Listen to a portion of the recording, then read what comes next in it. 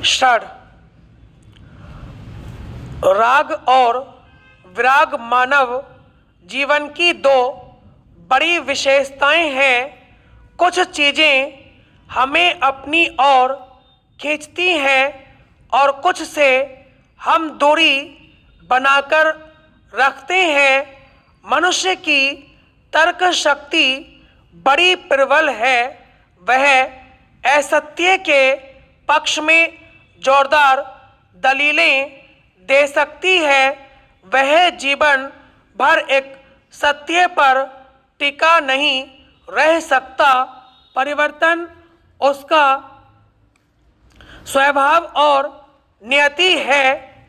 उसकी यह प्रवृत्ति उसके पौरुष को व्यक्त करती है, पर इसे पुरुषार्थ नहीं कहा जा सकता। पुरुषार्थ के संबंध में शास्त्रों ने बड़ी सटीक बात कही है। 4 पुरुषार्थ हैं: धर्म, अर्थ, काम और मोक्ष। इनमें अर्थ, काम और मोक्ष तो मनुष्य की निजी महत्वाकांक्षाएं हैं, जिनको ऐषणा कहा गया है, लेकिन धर्म नामक पुरुषार्थ बड़ा व्यापक अर्थ रखता है। वह मनुष्य और मनुष्य के बीच संबंध जोड़ते हुए पूरे मानव समाज की चिंता करता है। धर्म हमारे सामाजिक कर्म और संबंधों की व्याख्या करता है। यह दुनिया निवृत्ति मार्ग की और नहीं प्रवृत्ति मार्ग की ओर इशारा करती है। हम पूरे जीवन अपनी इच्छाओं की तृप्ति के लिए कुछ और पाने की लालसा से भरे होते हैं।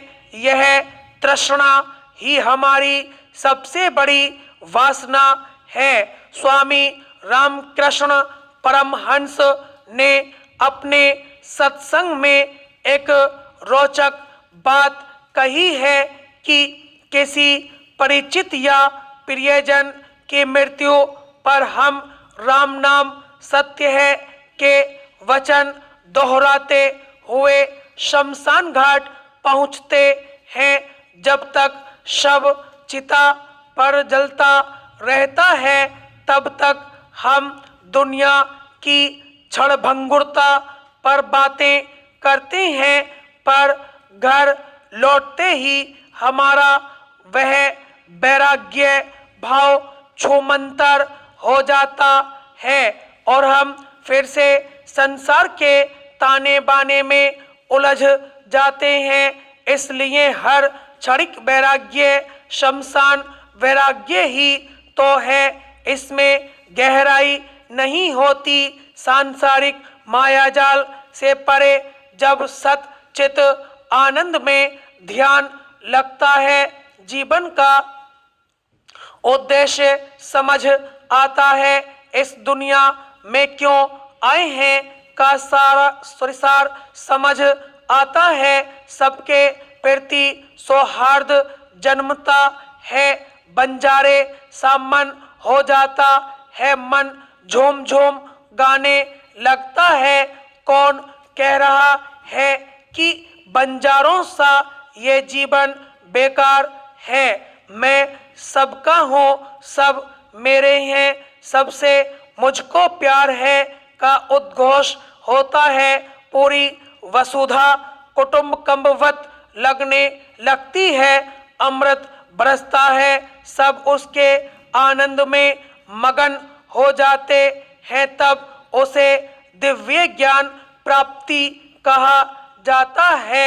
ऐसे दिव्य ज्ञान को प्राप्त कर लंबे समय तक परम शांति अनुभव की जाती है। शांत चित्त रहने के लिए कार्य के आरंभ के समय प्रार्थना शांति पूर्वक कर्म में संलग्न होने की प्रेरणा देती है। यह आवश्यक नहीं कि धार्मिक या ईश प्रार्थना ही हो, ऐसी प्रार्थना जो आत्मबल दे वह भी शांतिदायक है। शब्दहीन प्रार्थना भी शांति देती है। इसलिए हमें चाहिए कि सभी श्रद्धावान मन सहित इंद्रियों को संयमित रखें। स्टॉप।